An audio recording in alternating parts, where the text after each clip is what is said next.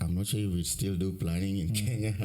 We do small piecemeal projects here and there and political ambition. I studied in ITC, University of Twente, but specializing on how to apply the information science in urban planning and management. I think the more I'm specializing, maybe I'm moving away from planning, the main hardcore urban planning for personal reasons. We have 15 minutes on a different time zone, so I believe kila mtu is on a different time zone. So if what I'm following, my passion is working for me, it doesn't mean it's going to work for you. Whatever you're doing doesn't mean it's going to work for me. Understanding yako ni nini, urban planning ni nini, inafaa ifanywe aje, ama from what you learned in school, from the experience. I'll use an alternative term, which is the same thing. I'll call it spatial planning. I don't think we do planning in Kenya. What we do, we prepare beautiful documents, zinawekwa pale kwa shelf, and we are good at that. How can we make it work? Sure. Rather than who made it not work, how can we make it work? Because at the end of the day, we point fingers still, we are not moving forward. Every time I'm watching on TV, watu see purely planners ndio wanapeana advice on why is Nairobi chaotic, air pollution. How can you go about it as an urban planner? Like, uta prioritize nini over nini? We need to move more into data-driven decision making.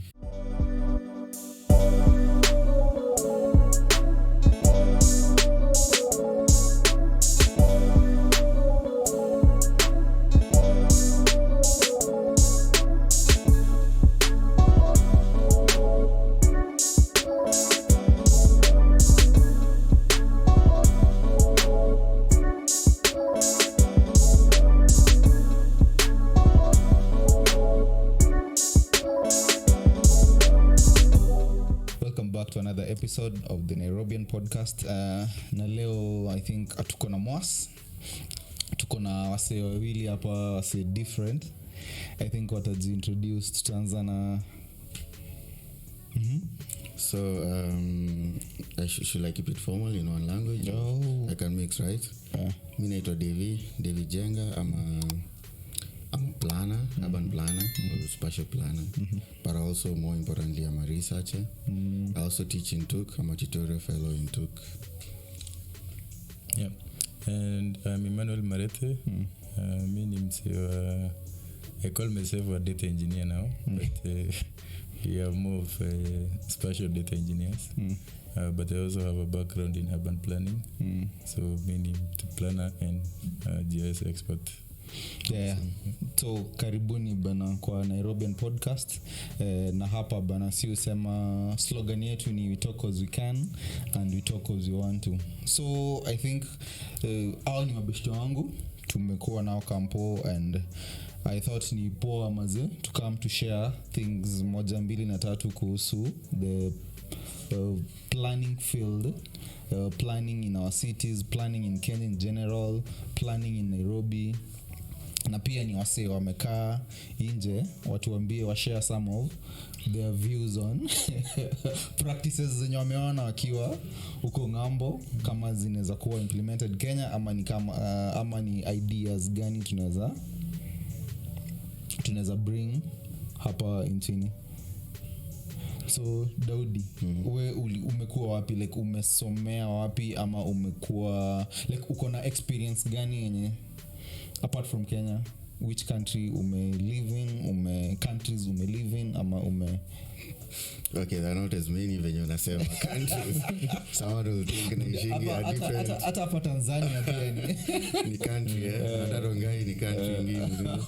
Anyway, I think of course tulisoma na Kish undergraduate hapa tu Kenya Poly.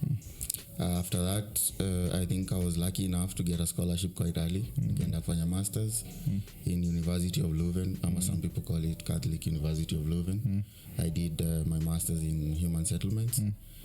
After that, also now I came back, started teaching, and it's in Belgium, sorry.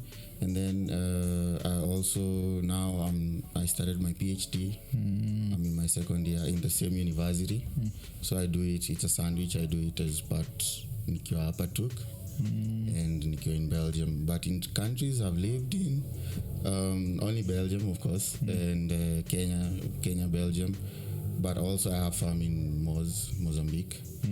So I go there from time to time, so maybe I can say I spread myself in 3 countries. From your undergraduate ukienda masters sasa unafanya PhD, did you stick to planning ama kuna point ulienda off ukaenda kwa kitu kingine? It's a tricky question juu unajua pia also the way we see planning it's quite a broad thing. I mean on TV you see everyone speaking about urban planning nowadays, engineers, lawyers, everyone, but for myself I think the more I'm specializing, maybe I'm moving away from planning, the main hardcore urban planning, for personal reasons, because also you realize I'm not sure if we still do planning in Kenya. We do small piecemeal projects here and there and political ambition. But for myself, I think in my master's, I went more into design. So really designing and thinking and how you design with nature. We call it landscape urbanism. Like you think about nature and people as the same, and looking for natural solutions, especially to climate crisis and so on. And then and now in my PhD, I'm focusing on mapping, which is also a planning instrument, but more to go into it and thinking how we draw and how it empowers our communities or not, and so on and so on. So I'm still in planning, but really going into some specific thing, because you have transport planner, environment, or you became a data guy. So I'm not all those, and I just want to have a small focus. Manu, wewe ulienda umechoose direction gani sasa hizi? Kinaona ushavuka mpaka umeenda unajiita data scientist.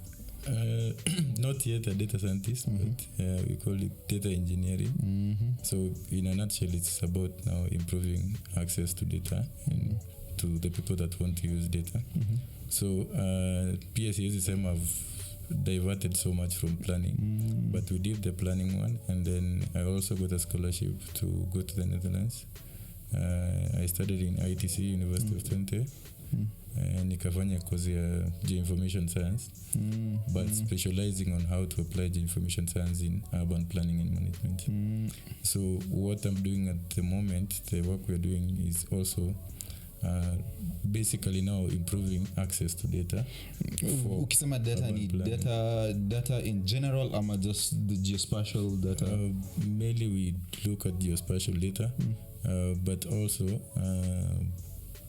ukikuja kwa planning, we don't just use geospatial data, because something like population, you might not call it geospatial data, but it has an application in the geospatial aspect.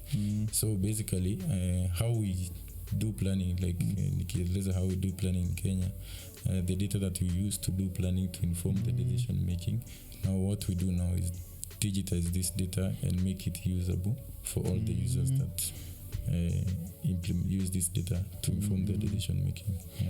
Okay, sawa, that's nice. At least umeget kujua Devi na Manu background zao na stuff zenye wameivia. Na tena nita apologize kwa Mwas kutokuwa. I think angeweza kumake it kwa hii episode, but I think tutabonga tu, cause sisi hapa tunakujanga tu tunabonga stories zetu. Tutaanza na KCSE. Ilireleasiwa last week, so Kenya nilikuwa nataka nisikie views zenu, cause nyinyi naona bado mnaenda na masomo uko PhD, masters, una change.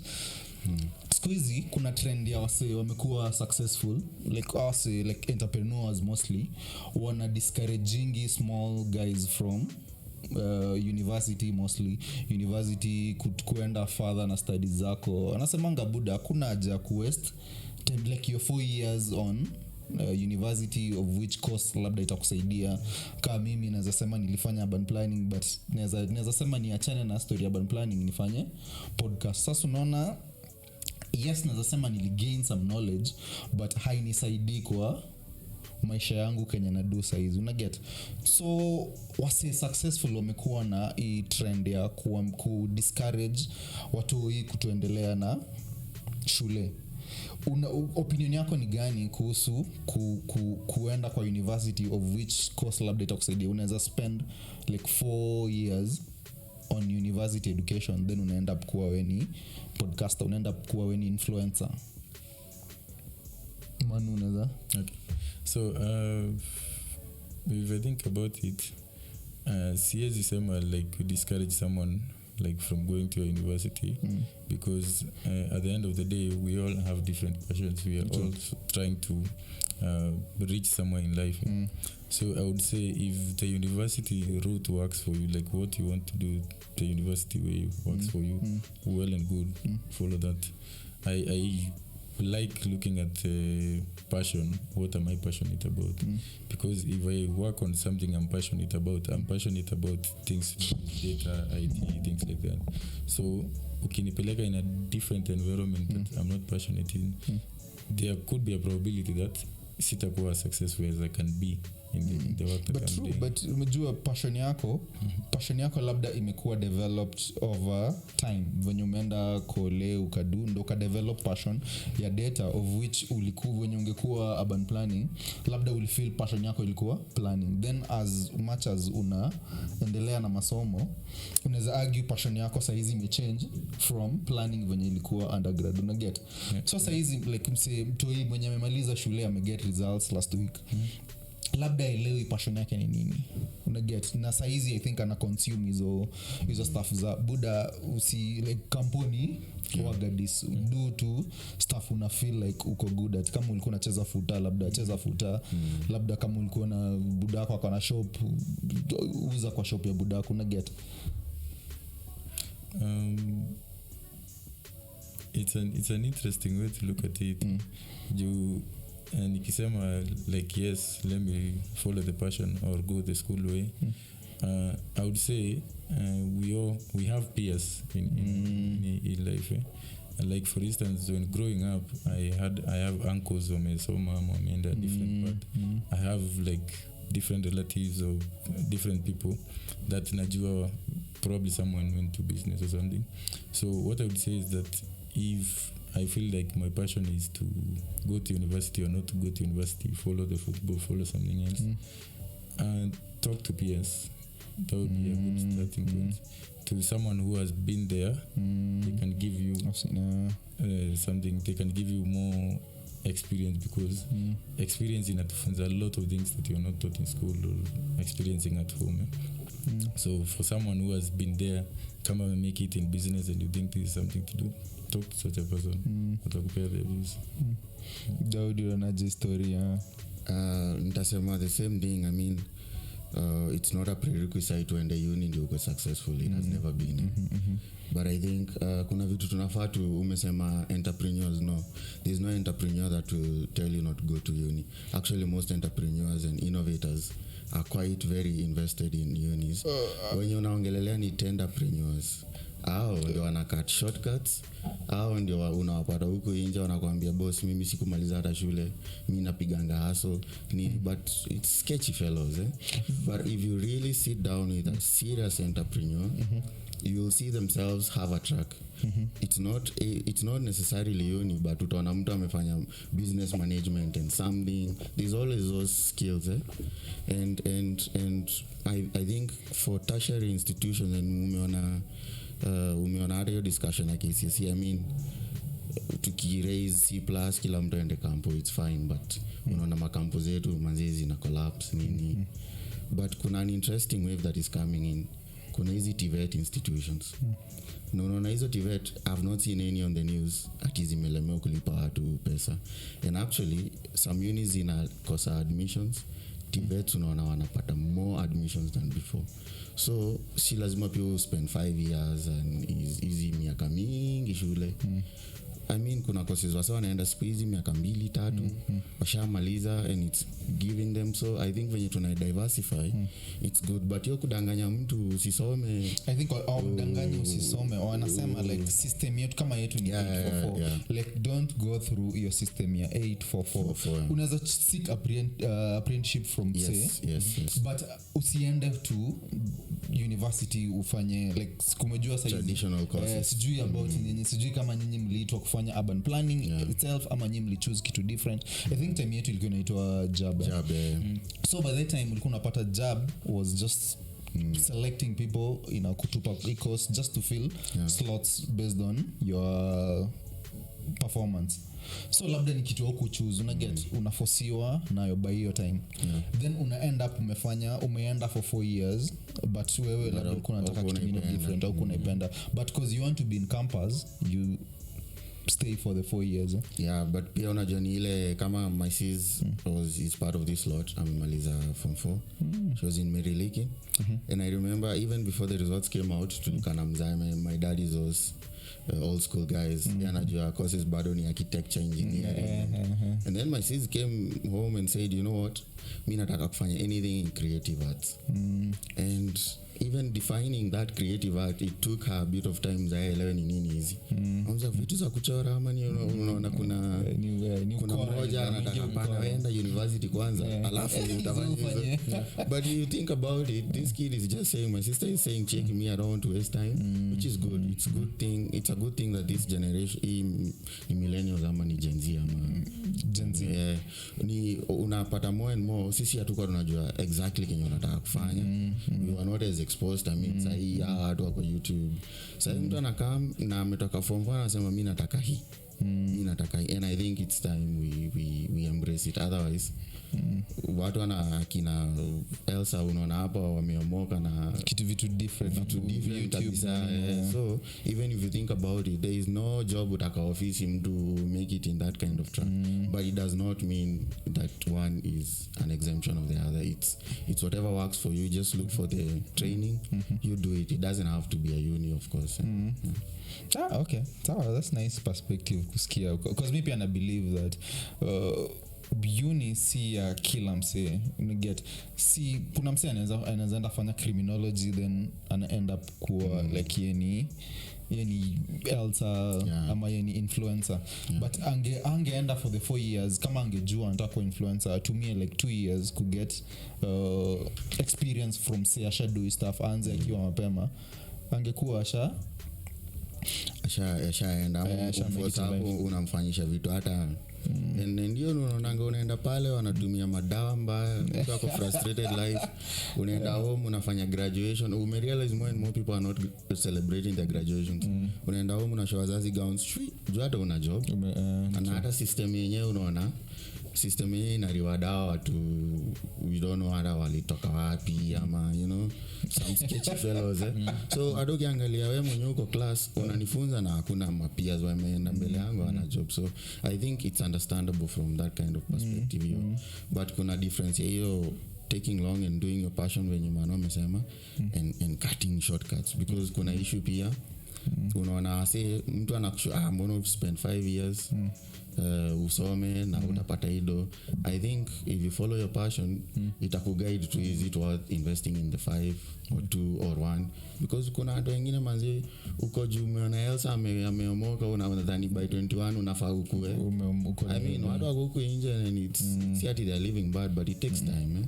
So hiyo ku cut corners ndio pia naona ikiwa issue juu kuna pressure nyingine watu wako nayo. Sijui natoka wapi. You need to be driving by this age, you need to be well, could have zalimba akasema we are 15 minutes on a different time zone. So I believe kila mtu is on a different time zone. So if what I'm following, my passion is working for me, it doesn't mean it's going to work for you. Whatever you're doing doesn't mean it's going to work for me. Okay. No wonder I really go for that passion thing. Okay. Sawa. Coming back to story urban planning, as ni wase mstay huko, mnaweza feel like state ya urban planning Kenya ama Nairobi ina ikoje? In Kenya I would say first of all, like our planning, it's based on we have systems. Kuna systems that we are using at the moment. Most of these systems are borrowed, especially from our colonial. So kipata, if Kenya was colonized by British, somehow they played a part in making our systems. And also as time has gone, we've got to borrow some ideas from outside. Is it to politicians ama watu wanaendanga wanasema let's do benchmarking, unakuja unaleta idea, but most of these ideas are usually not adapted to our way of living or our systems. So I feel like we are yet to get there, and to get there in Kenya, like to make like the urban planning thing work, we have to chart our own path.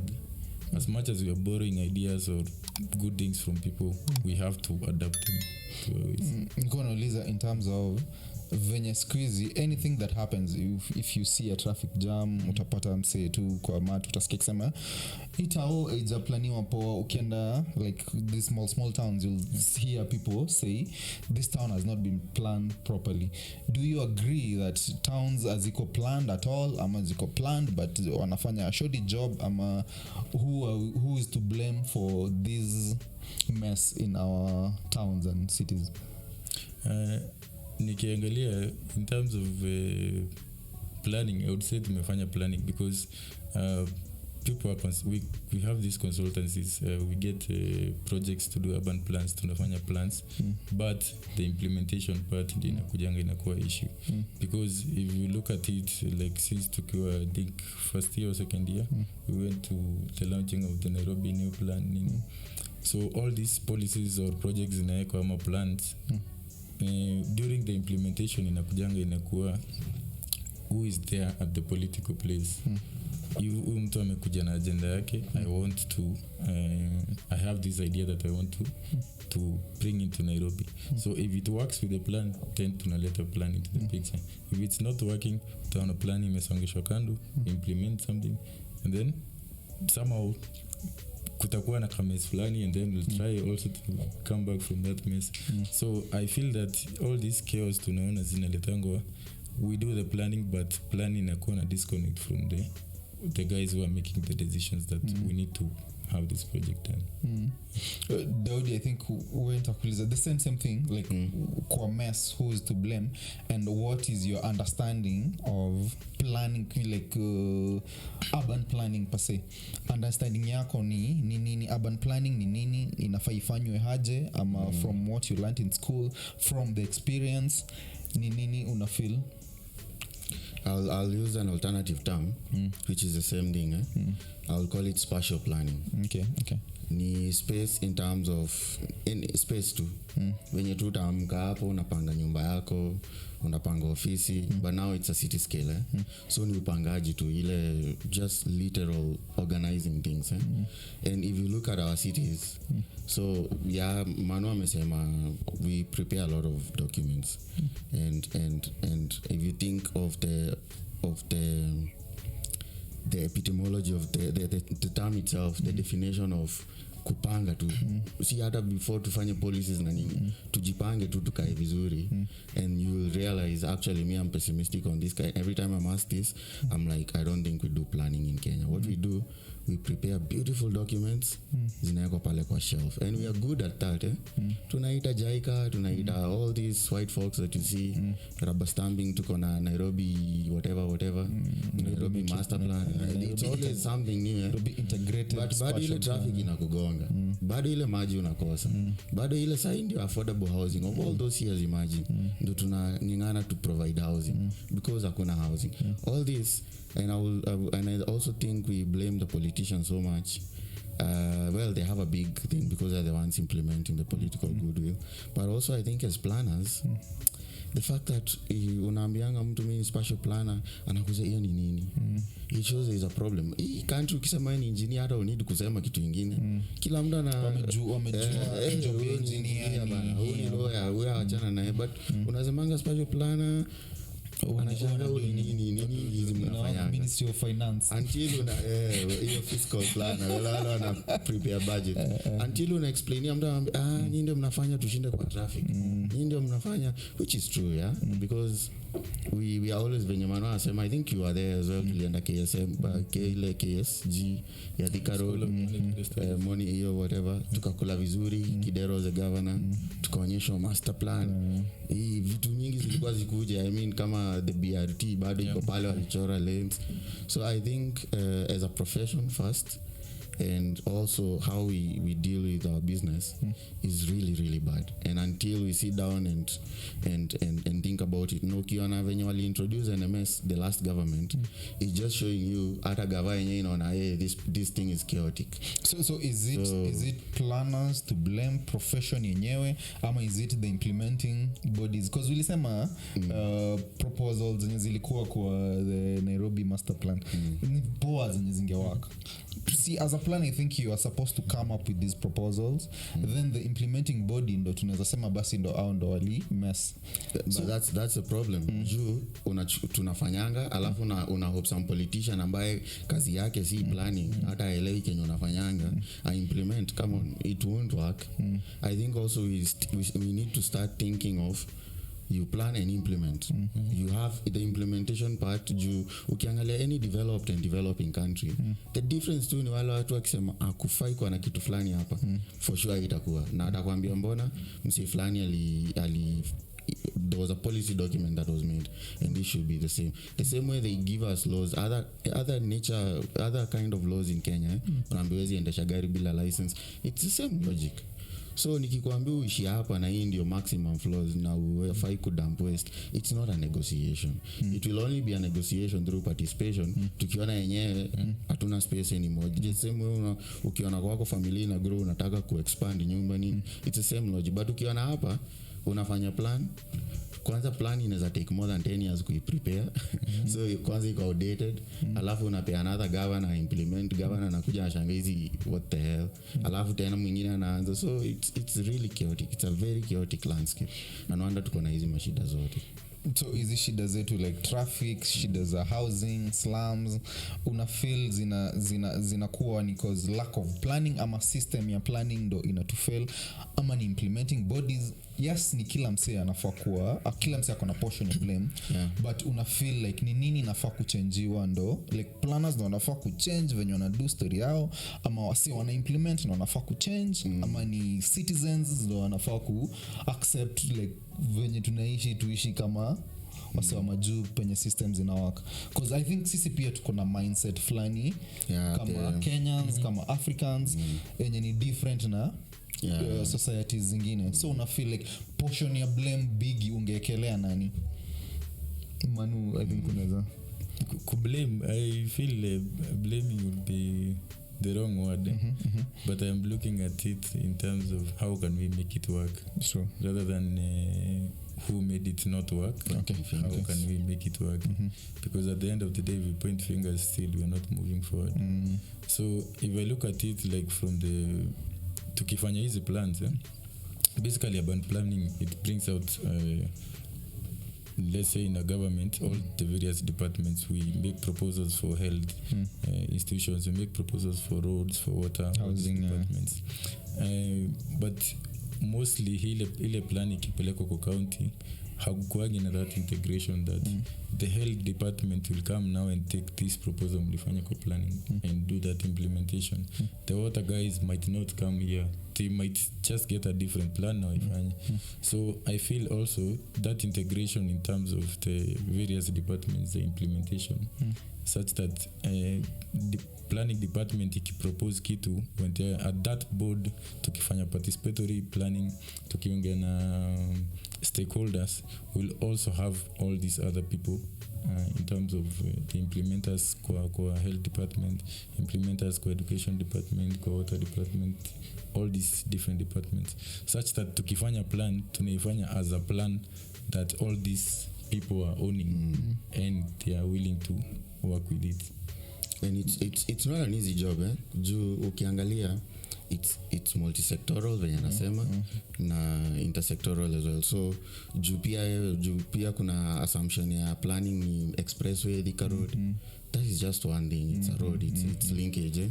Even open spaces, forest, water reserves, all these are planning issues. But you find you have to bring your coordination inakuanga the most difficult thing ya kuifanya ndio ikuwe harmonized. So and also the plan itself is not different from the system, and it's not different from from the implementers. So I think ile time tutaielewa in that kind of sense, kila kitu iko pamoja until that politician akiingia ofisi anajua kuna need kuwa na how do we make sure that kuna coordination kwa system yote ya gava? Inamaanisha tuna change the whole our entire constitution ama tunafaa like ni nini? Cause kuna system, kuna venye gava inafaa coordinate hiyo hiko like as kuna laws regulations venye wase wanafaa ku coordinate, wanafaa kuongea nini. So ukipropose kitu kingine different, unajua inamaanisha tuna change the whole system.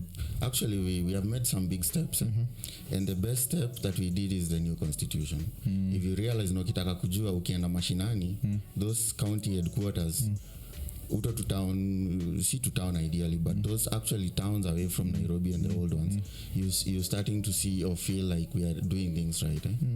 Not entirely right, but unaanza kuona kuna some order, kuna some services, kuna improvement in improvement. So things are changing, especially I think devolution was a really good plus for planning. Juu watu hapa ministry walikuwa wanachora tu vitu unatuma watu field nini, but sasa unaona iko a bit grounded in the fact that hadi wasi wenyewe wanasema hapana, tunataka kuna consultation, tunataka kuconsultiwa msijenge hii kiwanda hapa. So it's happening. We just need a bit of more advocacy to go on and the profession itself to be aggressive. I think we are very lazy professionals, because every time I'm watching on TV watu see purely planners ndio wanapeana advice on why is Nairobi chaotic, air pollution. I'm not saying they're not supposed to speak about it, but PSC when on the many times you have seen or the few times actually someone sitting there and say, you know what,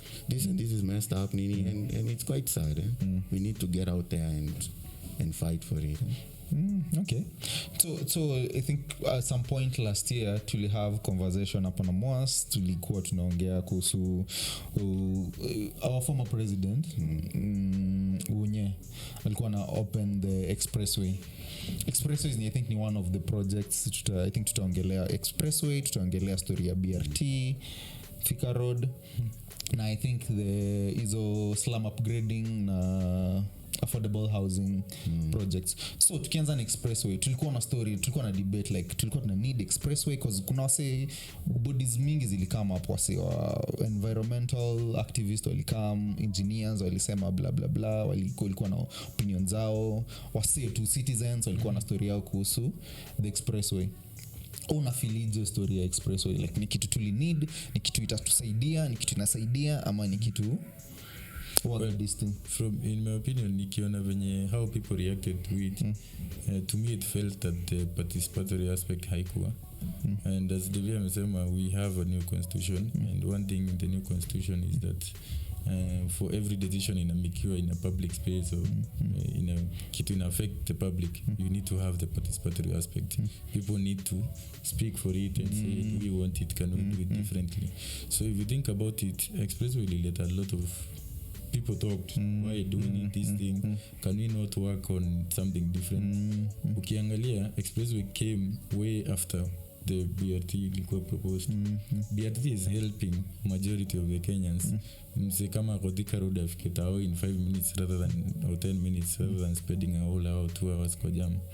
But somehow it felt right to the decision makers that we need this Expressway rather than needing this BRT. No, we can invest in this. So as an urban planner unaona hizi like hiyo stuff unasema ingefanywa tu wange citizen participation ingekuwa nini, at the end of the day ingekuwa a good project probably, but if you now hear, if I listen to what people are saying, I am also of the opinion that Highschool let at the right time because if you think about it tunateta juu you are not involved in that decision. If you are involved in that decision probably tunge propose something different.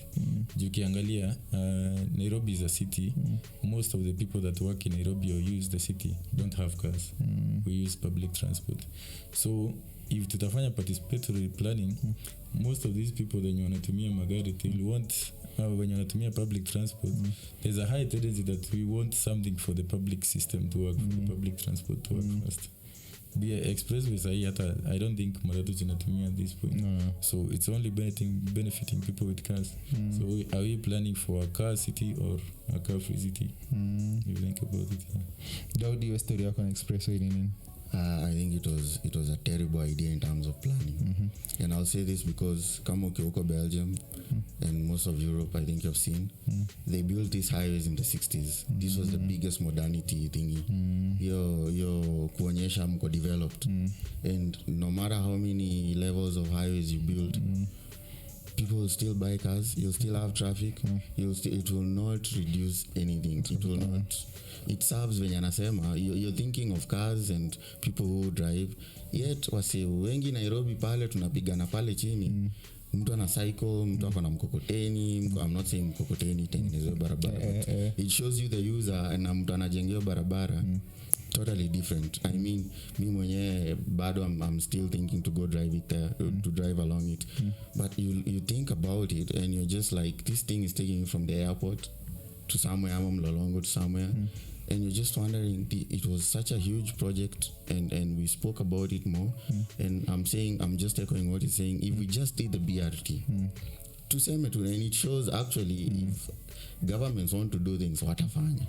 If we just wanted that BRT, tungekuwa nayo sahi hapa. So kwa unaona BRT was the better option. Prioritization tu ndio inakuanga tu challenge yetu, because we prioritize things that you're thinking, well, si mbaya uko na expressway for those who don't want to use BRT.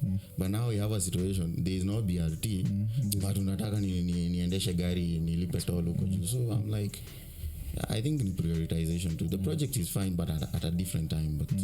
But this and I'm thinking in our lifetime we might repurpose that road to repurpose, and it's happening a lot. Like there's a famous project in New York. It's called Fresh Kills. It used to be this metro. This in the 80s they used to do the metros lifted, and you see a lot of, like, Texas is known to have the most flying highways, and this one was repurposed by the neighborhoods living there, and it's now one of the best urban parks in New York. You can imagine using all those columns only to put in the end kama watu wanatembea juu.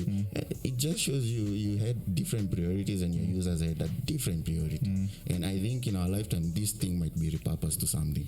Either mtoyo wangu na wako watachezea hapo juu, ama mimi na wewe tutaride bike hapo juu. I think it will repurpose because it's not making sense to most of the people. So something might happen and we'll see. We'll see. We'll live to see it. So another thing I think was I think to dual story na story ya transport na public system, public transport system, because I think ni the major per se, but ndio kitu wasiwaongelelea sana jiji ya Nairobi, story ya traffic, story ya accidents nini.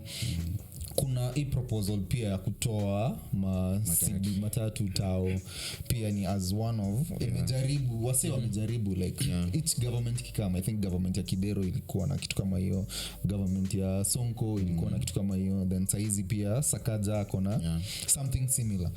Una feel like the best way to go about this inaweza kuwa nini as a professional urban planner? For me, I will still go back to the BRT part. The BRT idea itself venye iliekwa, siwezi sema, from my opinion, siwezi sema ilikuwa like the whole concept ilikuwa include watu vizuri, because we are borrowing the BRT as an idea from somewhere. But remember, you have a system in Kenya of public transport, which is watu wana operate matatus. So what if ile line tulichora ya BRT ikaenda ikachorewa line ya red kwa barabara, that's the matatu lane. If we gari ni PSV, it's using this lane, no private cars using this lane. Do you think utakuwa na traffic kama venye inakuanga sahi? For instance, an example, Kipeana Thika Road, it has 4 lanes. If we have one lane specifically for public transport, it doesn't matter ati ikuwe ni hizi bus kubwa, but we have people who have invested kwa matatu. I think haitakuwa na traffic, but tumejua shida imekuwa ni after say watakuwa wapi, like watapeleka wapi hizi buses zitaingia tao ama zita stop place wase watembee tao ama zita at the moment they have already invested in a stage kadhaa. Kuna zenye ziko Ngara, there's the one iko pale railways, na pia pale railway city pia kuna like a stage. What if yes to work hata na venye they have already done the investment, you have already have this matatu stops watu wako na nini pale.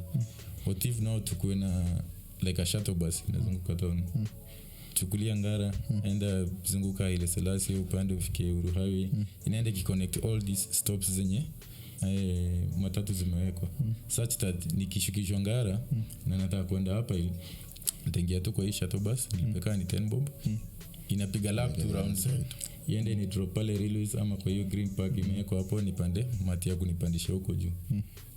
Imesaidia ama itasaidia? I think according to you, for me, I will not give them shuttles. I'll give them bikes. Just do e-bikes there. No, the same way I have to pay a toll, you have to me Expressway. It will let at all. And you have a monthly subscription and all these kind of things. Just come up with other ways. You issue sahi inakwanga mob ni pia gava venye ufanya vitu. The idea is good, but venye tu tunasema venye una implement ni a bit imposing. Juu of course naelewa msewa matatu umekuwa kwa hiyo biashara, alafu unaona ni kama watu hawatapanda the same politics we had with SGR na buses, and I didn't see any sector dies. Both of them are still working. There is a way of coexisting. Ni venye tu gava times ufanya kama ile time ya Sonko wachisha tu one morning, but hakuna alternative, una eco fixed inaendaje town, hakuna create more chaos than actually the system that is there. So if they did it in a more now the same guys will help them determine how to do it. Juu pia also the design of those terminals sometimes pia yaro kia use unashanga if kuna wana traffic na naingia tu pale. Sasa sisi wote tunakuja hapa unatu drop hapo. Unajua hiyo nini, so it's I think participation too, and I always wonder the guys who make these decisions so in this office what they think. When you wonder, I think ni venye wase pia wanaona wanashindwa buda we ni professional na ushawahi participate ama ushawahi show interest that unataka kuenda kupatiana ideas as a young professional. Mse ushaona different worlds developed ushaienda kwa easy places kupatiana ideas ama ushawahi. Actually I know a few people that are very vocal on this. One of them I think you know him, Constant Cup. I try to follow his public engagement. This is not my line of, I'm not a transport guy. Also it's good as a professional to know what you specialize in. Isiku unaenda kule unapeana bad advice because I'm not a master in everything. So it's not really my main field. Not as a master, but the professional input, I know there are guys working hard to try and have this kind of engagement. And workshops are there every day. But now the people that are being targeted for these things, it's those boardroom meetings tunakunywa chai so bado kuna disconnect ya because also some people na feel ka history ya matatu people fear change. Everyone fears change. So you need to speak to you need to take through people like even if ina happen hakuna kitu inapotea. Even zile rigiji alikuwa anasema maduka zitafungwa, I mean hizo duka haziko hapo tangu Nairobi yaanze. Sisi zimekuja tu hiyo stage, na hizi stages you hammer for what you know, ndio stage inatolewa hapo inapelekwa huko. So like a place ingine, not unless you are a stupid entrepreneur, I think you will move with the stage. We are following the traffic, right? So ni venye I think how we deal with things, kutumia kifua nini I think that's the issue. But giving my professional advice I give when I can on platforms, but also you find it's also a hard network to get in, especially transport na matatu. Those things kuna wenyewe pale, kuna a lot of politics with it because most politicians own these things, so it's things you can mention, and at times the professional advice is fine. When your daktari anakuambia usikunywe pombe ni mbaya for your health, but either way you go and do it, right? So it's a bit of that kind of analogy. We give advice, but whoever takes it but not only in Nairobi but as a planner niko sure uko involved in some other plans that is gonna happen for the small towns, other towns. Like una feel that our opinion yako ama advice zako ama proposals zako zinakuwa considered kwa hizi plans size zenye zinakuwa implemented size? For me, I have actually participated in a few plans that tukafanya the participatory process. And one thing you realize from this participatory process is that inakutoanga a lot of stereotypes because you relate with the people that use that land.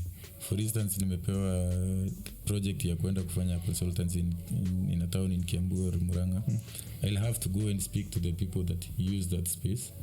Niwaambie this is the space that you are using, these are the issues that tumeanalyze tukaona. Do you agree that you are having these issues? Yes, we agree. What do you think we can work with them? And one thing they really mentioned is that planning is that it's like organizing your own space. Was I read to grandparents, great grandparents, they used to plan their homesteads. Mtu amepanga wife ya kwanza hapa, wife ya pili, if there's a polygamous homestead. Na ukiangalia, people know how to plan because it's our space we're using it. We can arrange it however we want because venye itatuserve sisi wote. So that's why I'm still looking at the part of the participatory process. Ikifanywa vizuri, usually we have very good results coming out of it. And if the implementation follows up, then you have a very people nice start owning the projects. Exactly. People start owning the project. Unapata hata hiyo mwanasiasa akikuja ni kama hizi viwanja za Island, unaonanga venye watu wanapigananga nazo because that's one of the few places in Nairobi you have an actual plan and the residents know this. Na wanajua ile ni uwanja yetu ya kucheza. Any person that tries to go there, it cannot happen. So kuna hiyo watchdog ya community na nini, niju kuna participation na mnaonyeshwa hii ni uwanja yenu isiende. So those kind of things is advocacy na your participation is a key. But hiyo ndio, that's where we mostly fall short on whatever we do. Participation. Yeah, because also it's not about me as a profession in my opinion. Because like I said, mimi nakuja na kujengea nyumba au nini, ile shamba mob unapanga is their land. And they have ideas about their land. You is for you to facilitate or try to guide them. So I might have my own opinions, but now it does not mean every time kama kitu ina happen hapa Kiambu kila mtu anajenga, unangoa shamba, unajenga flats, and then we are speaking every year we are crying of drought. It's this kind of things that we need to do proper planning so that this thing that happens. So at times it also means going against the popular trend and actually convincing people you don't need to buy cars. We can give you alternative. You don't need to do this. It's a difficult job, but it needs to be done. Because otherwise tufanye kila mtu afanye Kenya anataka, tutaishi venye tunataka pia. So and then we start blaming and so it's a bit negotiations. Kwa hizo plans zenye mmekuwa involved in, mmeona kuna kitu mmedu ama mnaweza patiana example that tulidu hii na ika work for this town, ika work for this city, ika work for this place yenye niliplan yenye nilikuwa involved in, plan yenye nilidu.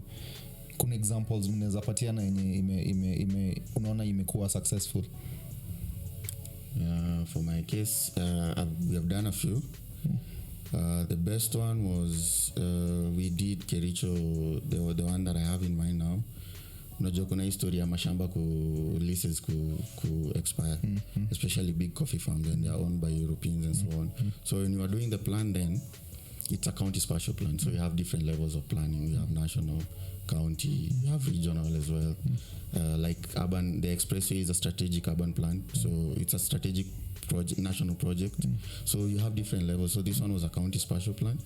Now you prepare it for 10 years. So when we went there was this thing, of course towns are growing. Na leases these big coffee farms inaisha.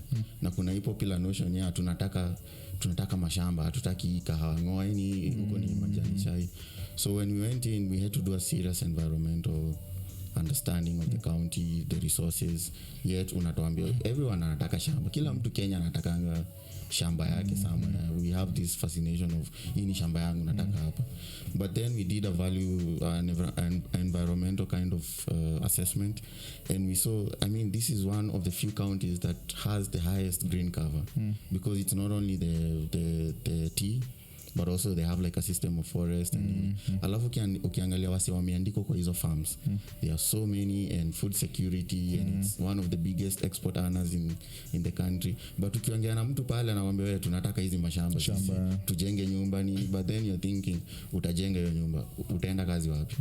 unadhani shamba utaenda up kuuza uende kwingine hata una shamba ilienda tumepoteza majani chai. So I think when we did it and we made it, I remember the former governor, not me but the lead consultant, had to sit with him because he also asked like what can you advise us from this, and he was Professor Chepkoni I think, and he really listened, and he was like, you know what, he went and told his MCAs hizi shamba lazima tuzi protect, not only because of their ownership but also because of the value we have and identity as a county. So I think that's the best example I have in mind. And we did the plan and it was adopted. Of course it was not straightforward process, it's a whole political process. MCA anasema hivi nini watu wangu wanataka mashamba nyingi, but then you sit them down, you say, you know, tukigawana hizo mashamba tutafanya nini, mtakula wapi, kazi itatoka wapi? So you do and you really see it works.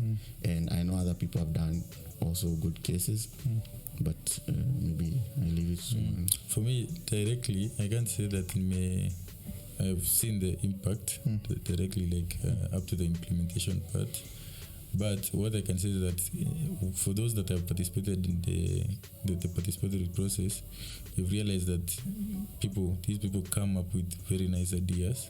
And to echo what he's saying is that the planning profession in this case is supposed to kind of advise people, like we do an analysis and then tell people this is the situation that you have, and what can you do with this space. They bring up an idea and then tunasema yes, if you do this these are the consequences. Inazaenda hivi poa, inazaenda hivi mbaya.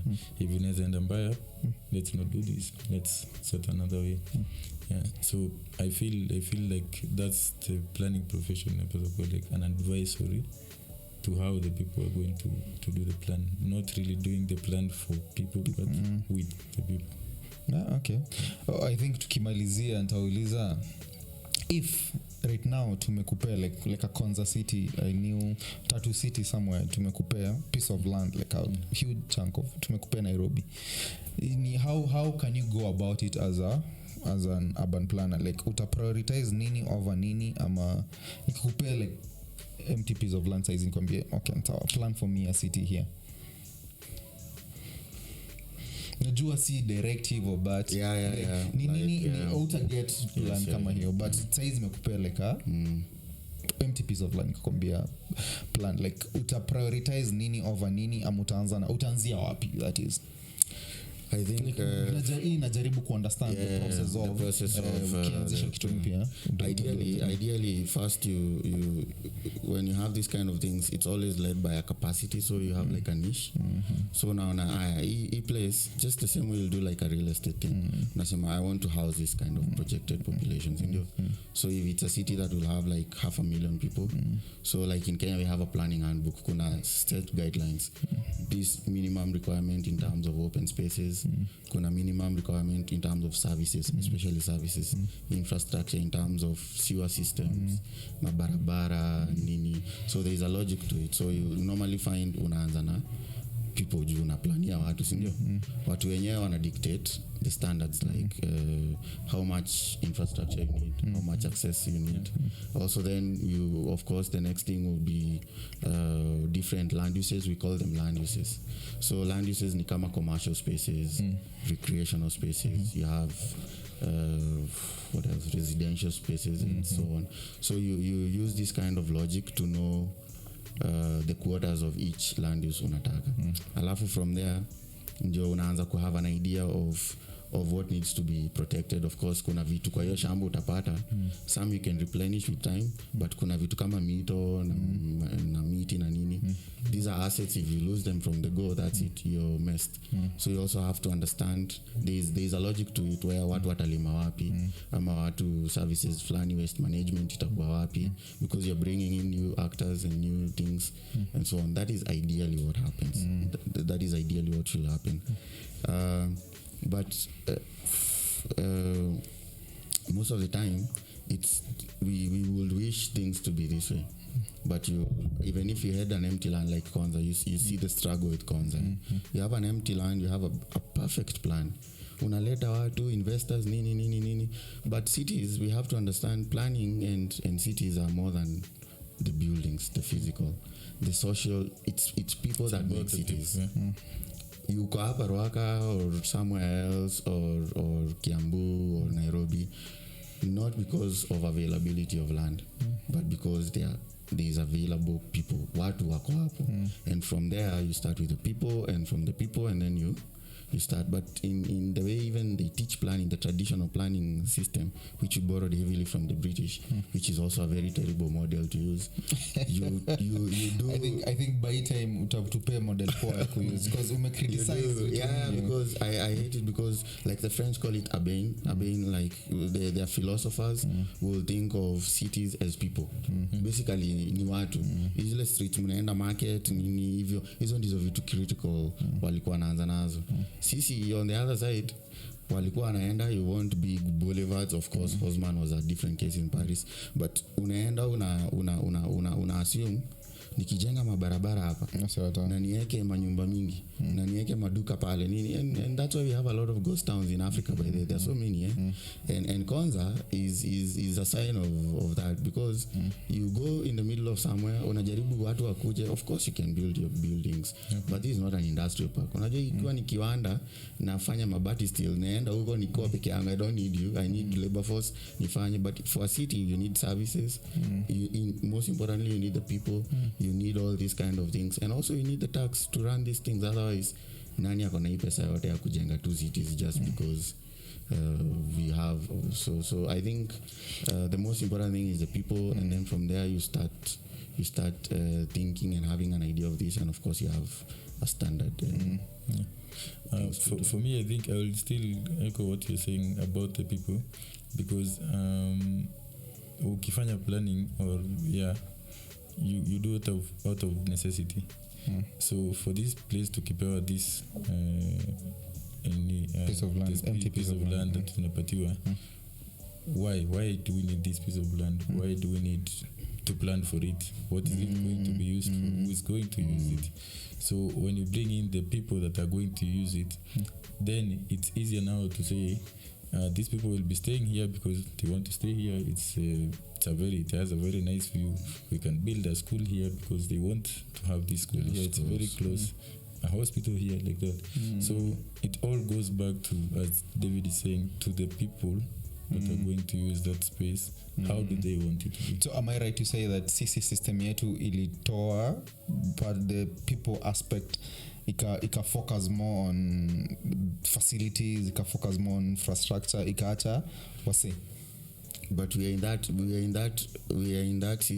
unajua pia kuna hiyo evolution ya hizi cities venye tu unazaliwa, you don't become full blown so we are in that stage of infrastructure which is critical. Hii nayo si ati you need infrastructure to open that water tap and so on and so on, but you're asking me in an empty land but in this even kind for of now, even not in an empty land, because saizi venye umedescribe project ya Konza, tunaweza sema tuliweka infrastructure but to avoid aspect people. The last election nataka kusema tuko in that phase of infrastructure tuko which is good because we are also playing catch up our cities have to play catch up because tuko as developed as the other ones but the fact that tuliona there was this saying ilikuwa inarushwa around kwanza hapa central watakuuliza sasa mmejenga barabara but hatukuli barabara.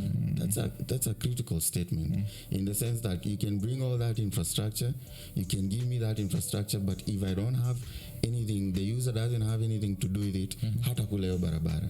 They have to find places to farm, to go to hospital services, to but jobs. The infrastructure it'll make it easier for them to access it. It should be an enabler. Nah, it's good and it's necessary. It's critical thing, but it's not the only thing. Kuna vitu zingine tena mingi zaidi. So tunafaa kuanza na people, then to tujue, to consult wase wanadai nini, then ndo tuendelee ku develop. Kama tuseme walikuwa ni access ya point A to point B ndo ilikuwa ni shida. Yes. So to get your story kwanza, ndo tu hizo wase walijenga expressway, unaweza sema buda, sisi wase walilia wanasema wana traffic mingi toka Westi kwenda airport. So kuna traffic jam Mombasa Road, wakasema tuna solve traffic ya Mombasa Road tujenge expressway. But have you driven on that road lately? No. I mean I feel ni venye tu alimesuku chini, unajua waliacha tu, na uliona the court case told them to take it back. There are still so many people stuck down there. I mean, if you're solving the traffic, then I should not see anyone there. I should see more people up there, and hapa chini hakuna wase. But I think that road is a special case. Hiyo ilikuwa na wateja wake. It had their own niche. I feel it's about the funding part. I also think it's more about the international community, and because we are also a custodian of huge agencies, and they are always in the airport and UST. So hiyo pia unaona ni kama ina affect system yetu ya planning, like in affect processes zenye tunafaa kuenda, like cause kuna agencies zina push certain agenda politicians wana push a certain agenda, tuna end up kuwa na vitu we don't need ama vitu hazi work for us. Slum upgrading tumefanya for a while, right? And the most notable one ile high rise estate in Kibera. I mean, those houses were meant for Kibera people. You go there, I don't see any Kibera person, or maybe they are Kibera people, but it just shows you we have been investing in things, assuming where watu watahama pale chini waingia hapa juu, but Kibera is still there, right? Ni same na hii yenye inajengwa hapa. I think inaitwa hizi gorofa bigi zinajengwa hapo Park Road. Wase nimesikia wase wakidinda buda ni walalo wote tu ndo wamebuy hizo mahali affordable housing, affordable for who? So ndio unajua utapatiwa, and then you don't have income yangu. Let's say niko Kibera nipatiwe nyumba 1 bedroom na nimezoea kuishi life yenye nilikuwa naishi before, and then napatiwa 1 bedroom. Someone out here in Nairobi anaweza rent 1 bedroom for 15k. Kwa nini nisimrentishe niendelee kuishi life? But that's an income sikuwa na. So it's of course this international organization help, but you know mtu akikupea pesa kuna conditions zake. It's not free money.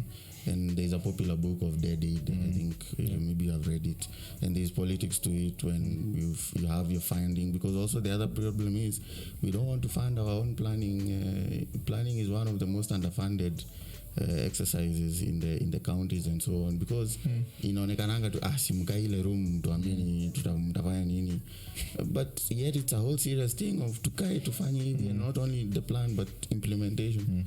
But if you getting people funding your agendas, they will have their own agendas, and so imekuwa a money making machine. Okay, I think to wrap up the conversation, I think tauliza saizi Daudi ushatuambia umeona kuna changes zina happen, like una feel ni nini tunafaa kudu as a country, like as national government, county government, whoever, like the planning body itself, unaona like ni nini unaweza propose, ni nini like direction gani inafaa kutikiwa kama government, planning body, profession, ni nini tunaweza help ndo tusaidie our cities? I think the key thing is just action and implementation. That's it. Because we have been making plans, we keep speaking na nini. I think it's time, yani, just whoever is in charge of these places or whatever, to just be serious about it. And also, in my own opinion, I think we need to dissociate these cities from political apparatus. Well, it's not possible because it's a political space in itself, but the urban governance, unajua maswali unauliza ni mambo ya urban governance. I think we have to have serious urban governance structures. Si tu na leta MCA anasimamia whole city bana, and then you're just thinking of mimi nafikiria 2027. But I think county governments wako na departments za planning, yes, wako na, but have you paid a visit to these departments? Any of these departments, you'll see the frustration in these people's. They always get calls and harassment, and it's yani ukiwa planner, I have a few friends working in counties. It's such a difficult job.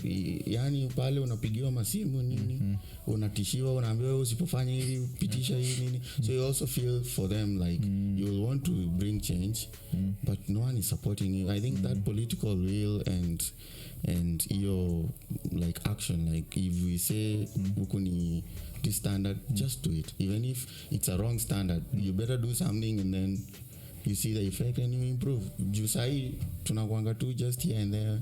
We are just building roads, we are not doing planning. There's no planning we're doing.